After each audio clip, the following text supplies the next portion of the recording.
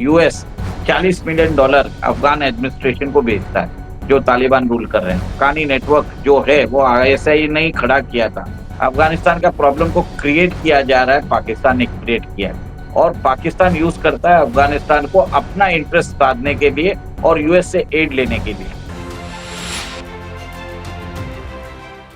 जय हिंद, नमस्कार। मैं अंबर सैदी स्वागत करती हूँ आप सबका एक बार फिर से हमारे आज के खास कार्यक्रम में और चर्चा करेंगे एक बड़े डेवलपमेंट पर जो कि है भारत और अफगानिस्तान के रिश्तों को लेकर। और भारत के foreign secretary Vikram Misri Afghan envoy से दुबई में मिले और ये बड़ा डेवलपमेंट है और ग्लोबली इस पे काफी चर्चा भी हो रही है क्योंकि भारत और अफगानिस्तान के जो रिश्ते हैं वो मजबूत हो रहे हैं। इसका क्या मतलब है, क्या आगे इस पर होते हुए हम देखेंगे। चर्चा के लिए हमारे साथ मौजूद है उमेश अग्रवाल जी। बहुत बहुत स्वागत है आपका। जय हिंद, नमस्कार। जय हिंद, नमस्कार, जय सिया राम अंबर जी। जय श्री राम। उमेश जी, विक्रम मिस्री जी अफगान एनवॉय से मिले हैं दुबई में। ये बड़े डेवलपमेंट के तौर पर देखा जा रहा है और फॉर्मली इस तरह से हमारे फॉरेन सेक्रेटरी का अफगान एनवॉय से मिलना क्या संकेत, क्या दर्शाता है? किस तरह से आप इस पूरी जो डेवलपमेंट है उसको डिकोड कर पाएंगे? देखिए अंबर जी, थोड़े दिन पहले न्यूज आया था, रशिया ने तालिबान को अपने टेररिस्ट लिस्ट से हटा दिया था। चाइना ने जो सीपेक का रास्ता है वो अफगानिस्तान में एक रेल रूट उन्होंने स्थापित कर दिया है। ठीक है। अभी भारत ने, आपने जैसे बताया है कि दुबई में तालिबान के साथ मीटिंग की है। ठीक है। एक रिपोर्ट आई है कि every week US $40 million Afghan administration को भेजता है जो तालिबान रूल कर रहे हैं। ठीक है। तो एक तरह से लेजिटिमेसी उनको मिल चुकी है। ठीक है। और भारत और अफगानिस्तान में तालिबान सरकार जो पहले पाकिस्तान समर्थित मानी जाती थी और जब 15 अगस्त 2021 में वहां पे एक रेजिम चेंज हुआ था, तो पाकिस्तान की जनता बहुत खुश थी। पाकिस्तान के आईएसआई के चीफ उधर थे, मौजूद थे। और जैसे हमने देखा है कि हक्कानी नेटवर्क जो है वो आईएसआई ने ही खड़ा किया था। पर जब हक्कानी नेटवर्क उस सरकार का पार्ट बना, तब उन्होंने देखा है कि अफगानिस्तान का प्रॉब्लम एक अलग ही प्रॉब्लम है। ठीक है।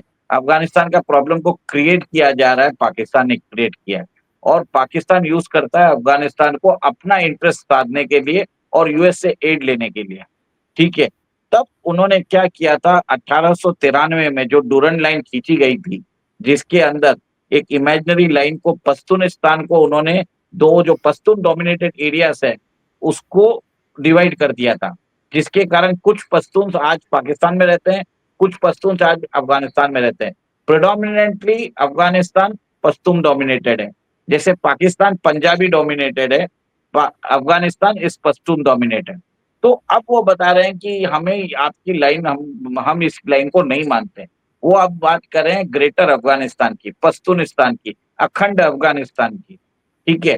तो जहां पे वो जो ट्राइबल एरियाज है, वहां पे आपने सुना भी होगा कि पिछले दिन तकरीबन 1500 अटैक हुए थे लास्ट ईयर, जिसके एक अंदर 1400 पाकिस्तानी डिफेंस पर्सनल मारे गए थे, लॉ एनफोर्समेंट एजेंसीज के। तो एक तरह से पाकिस्तान ने उसके बाद एक एयर स्ट्राइक की थी, जिसके कारण लोग बता रहे हैं कि 71 बच्चे और महिलाएं मारी गई थी उस एयर स्ट्राइक में। और आपने देखा कि 15,000 लड़ाके अभी अफगानिस्तान के जो तालिबान के हैं वो पाकिस्तान बॉर्डर पे खड़े हैं और वहां के फॉरेन मिनिस्टर ने बोल दिया हम भूले नहीं है, इसका जवाब पक्का मिलेगा आपको। तो कहीं ना कहीं आप ये देख रहे हैं कि इस परिदृश्य, ये जो समीकरण बदले हैं, ये भारत के हित में है। भारत के हित में हुए कैसे? आपको मालूम है 1999 में जो IC 1814 का जो अभी एक वेब सीरीज भी आई थी नेटफ्लिक्स में, आपने देखा था कि Taliban was acting as a proxy of Pakistan CIA और मौलाना मसूद अजहर को हमने छोड़ा भी था उस समय। ठीक है। आज ये सडनली हुआ क्या? ये एक तरह है कि भारत की लॉन्ग स्टैंडिंग डिप्लोमेसी, जिसमें उन्होंने अफगान के अंदर अफगान लोगों का हित की बात पे ध्यान रखा। 2,50,000 टन वीट के भेजे गए। ठीक है। कोविड के समय वैक्सीन भेजा गया। उसके बाद आप मेडिकल एसेंशियल मेडिकल सप्लाई भेजे गई, पोलियो के टीके भेजे गए। ठीक है। उसके बाद अफगान पार्लियामेंट उन्होंने बनाया, उधर का एक सबसे बड़ा बांध, जो बांध का नाम याद नहीं आ रहा, वो बनाया।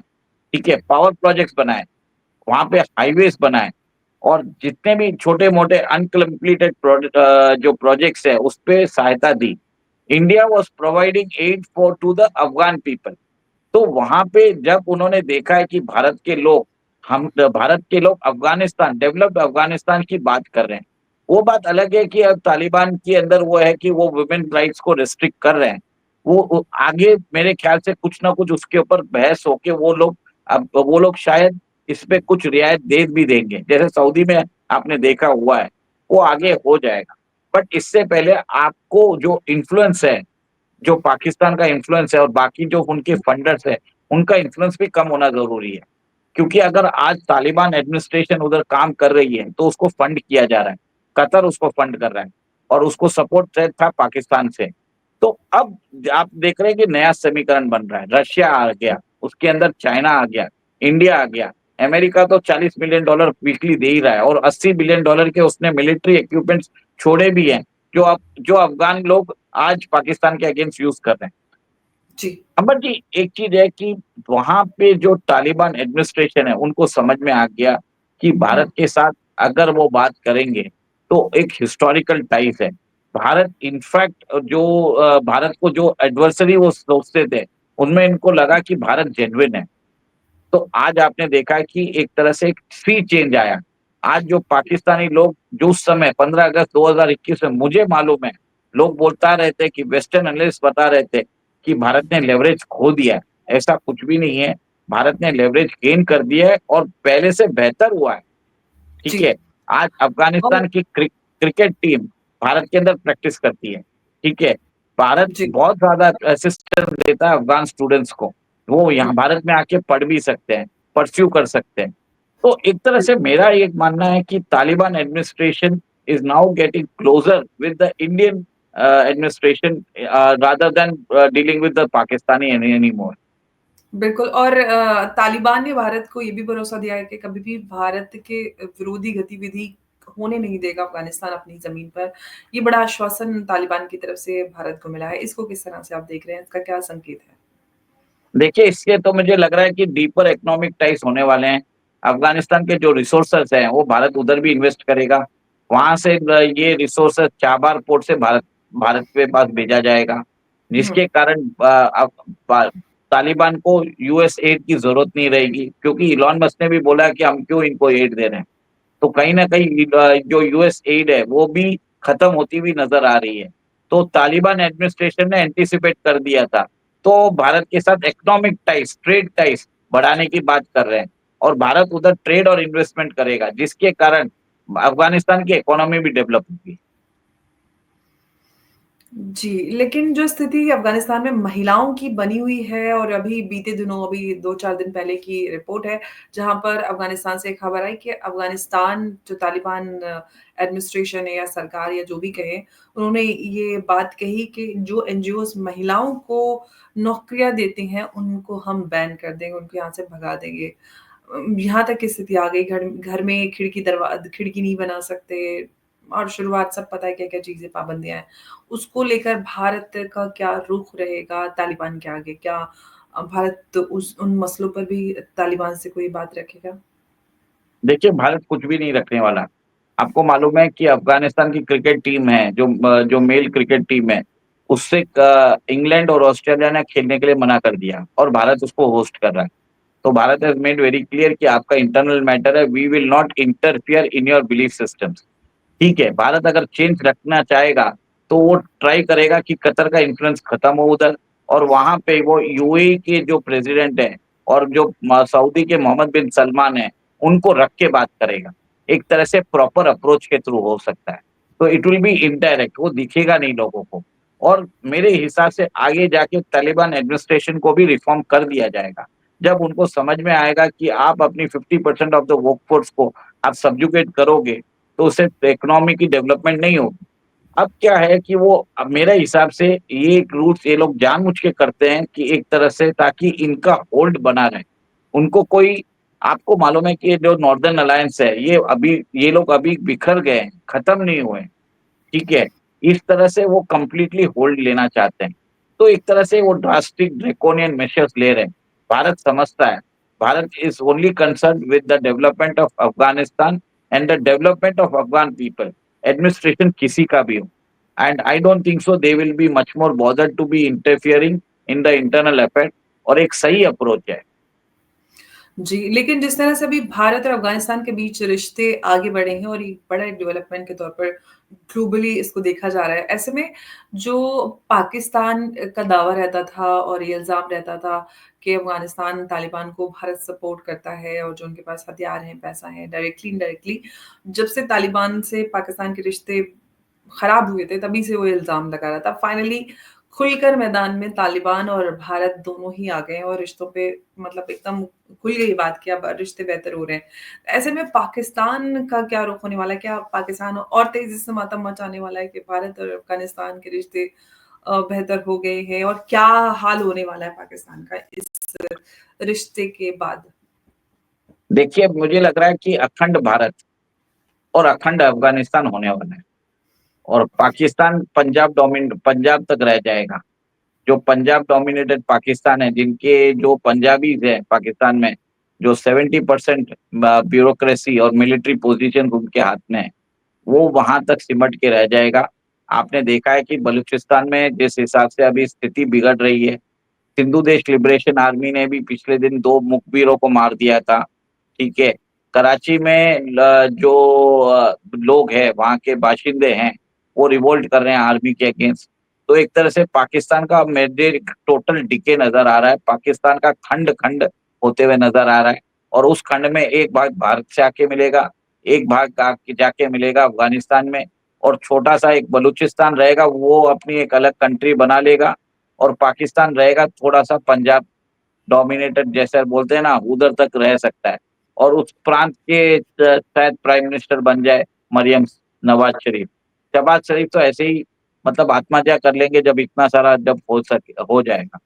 तो आप देख लीजिए कि ये मुझे फ्यूचर लग रहा है पाकिस्तान का, और आप देखिए इकोनॉमिक कंडीशन कितनी खराब हो गई है उधर। $1 ₹280 का है उधर, ठीक है? वो भी अभी अमेरिका ने $40 बिलियन उनको खैरात में दिया है। उन्होंने बोला है कि $20 बिलियन हम आपको वर्ल्ड बैंक से तो देंगे, $20 billion private lending and support करेंगे, ठीक है? उसके कारण थोड़े 2-4 साल और चल जाएगा, नहीं तो अब आज डॉलर 500 पाकिस्तानी रुपया पहुँच जाए, ठीक है? पाकिस्तान के अंदर इलेक्ट्रिक यूनिट है ना, तो अंबर जी, इट इज़ लाइक ₹65, मतलब 1 यूनिट इज़ कॉस्टिंग 65। भारत में आप देखा होगा 10 या ₹11 है। फ़र्क वहाँ पे है, कॉस्ट ऑफ लिविंग बहुत बढ़ गया है, इकोनॉमिक कंडीशंस बहुत खराब हो चुकी है, पाकिस्तान ऑलरेडी भिखारी हो चुका है, हर जगह वो पैसे सब जगह माँग रहा है। अभी यूएई ने उनकी रीपेमेंट शेड्यूल एक्सटेंड कर दी है, ठीक है? ऐसी तो इनकी हालत है। तो अब क्या है, कोई भी जाता है तो एक चवन या अठन्नी दे के आ जाता है, ठीक है, इसको भूखा है, मर रहा है, इसको दे देते हैं, लाइफ सपोर्ट दे देते हैं। चाइना अपना सीपेक का पैसा भूल चुका है, वो अभी अफ़गानिस्तान में कर रहा है, ठीक है? और वो थोड़ा-थोड़ा आश्वासन दे रहा है, और जब मालूम पड़ेगा कि पाकिस्तान का कोई वैल्यू नहीं है, चाइना उनको लात मार के निकाल देगा अपने लाइन से, वो भी होने वाला है। लेकिन न्यूसेंस वैल्यू ज़्यादा हो गया पाकिस्तान। पाकिस्तान का कोई स्ट्रैटेजिक जो पोज़ीशन है, वो जो हुँ। समझता था कि उसकी जो पोज़ीशन है, जियो स्ट्रैटेजिक इम्पोर्टेंस है, it is now becoming a nuisance. तो अब वेस्टर्न पावर्स क्या करेंगे, पहले डीन्यूक्लियराइज़ करेंगे पाकिस्तान को, फिर उसको डिसमेंटल करेंगे अपने हिसाब से। लेकिन चाइना के इन्फ्लुएंस की बात करते हैं, हालाँकि पाकिस्तान की जो स्ट्रेटेजिक इम्पोर्टेंस है, उस पे तो समझ में आता है। लेकिन चाइना का जो इन्फ्लुएंस पाकिस्तान और ख़ास तौर से अफ़गानिस्तान में, वो काफ़ी है। उसको भारत किस तरह से टैकल करने वाला है? देखिए, तालिबान जो आप अफ़गानिस्तान है, has been known as a graveyard of empires. Soviet Union विघटन हो गया था। अमेरिका 20 साल में $2.26 बिलियन, मतलब 1 बिलियन 2260 बिलियन डॉलर्स खर्चा किया उसने। $1 बिलियन आज की डेट में 8600 करोड़ है। उस वो खर्चा करने के बाद दुम दबा के भागा था, ठीक है? अब चाइना की औकात क्या है? जिस दिन अगर तालिबान लोग ने अगर टर्किश इस्लामिक पार्टी के साथ उन्होंने हाथ मिला लिया, चाइना के अंदर शी जिनपिंग की भी हालत खराब कर देंगे ये लोग, ठीक है? जिनजियांग का जो उन्होंने आपने भी हमने शो भी किया था, जिसमें मैंने बताया भी था कि जो सीरिया में अगर फाइटर्स हैं, उनको रिलोकेट कर किया जा रहा है, अब जाके उनको टर्की में रिलोकेट किया जा रहा है। तो ये लोग तो कहीं न कहीं जाएँगे, कहीं न कहीं दहशतगर्द फैलाएँगे। तो चाइना कोई भी काम नहीं करेगा, जिसके कारण तालिबान का दिमाग सटके। देखिए, आप समझिए ये लोग सब पैदाइशी ये लोग they are born fighters, they are hardened combat इनको एक्सपीरियंस है। और ये अपने वजूद, अपने धर्म के लिए कुछ भी कर मर मिटने को तैयार हैं। तभी तो आप सोचिए कि 15,000 की तालिबान फ़ोर्स है, they are standing against the 7 lakh army of Pakistan, ठीक है? अब एक-एक इनका एक-एक जो इनके जो सैनिक है, वो एक तरह से लाइव ह्यूमन बॉम्ब है और चाइना की फ़ोर्सेस के पास कोई कॉम्बैट एक्सपीरियंस नहीं है। तो चाइना कभी भी नहीं चाहेगा इनको छेड़ने के लिए। इनसे पैसा देता रहेगा और इनसे इनका जो नेचुरल रिसोर्सेज़ है, वो लेता रहेगा और भारत भी अभी वही करने वाला है। तो ये भारत और अफ़गानिस्तान के बीच जो रिश्तों में बदलाव आया है, जो नया डेवलपमेंट हमने देखा है, उस पर हमने आज की चर्चा की और उससे भारत और अफ़गानिस्तान दोनों को ही कितना फ़ायदा होने वाला है और ख़ास तौर से जो रीजनल पीस को लेके हम चर्चा करते हैं, उसमें कितना बदलाव आएगा। क्योंकि भारत के पास कई सारे ऐसे चैलेंजिंग हमारे सिचुएशंस हैं, जिसको लेकर अफ़गानिस्तान की जो स्ट्रेटेजिक इम्पोर्टेंट है, वो भारत के लिए भी काफ़ी अहम है और अफ़गानिस्तान के साथ रिश्ते बेहतर करना भारत के लिए भी बहुत ज़रूरी है।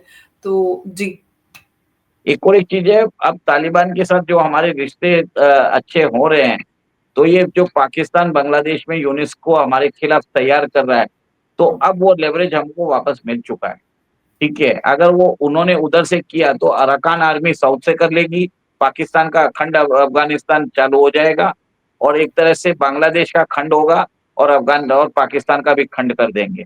तो भारत की डिप्लोमेसी अच्छी तरह से चल रही है और एक तरह से ज़रूरी भी है अंबर जी, क्योंकि हम ये पाकिस्तान और अफ़गानिस्तान जो बने हैं, ये एंटी इंडिया सेंटिमेंट्स में बने हैं।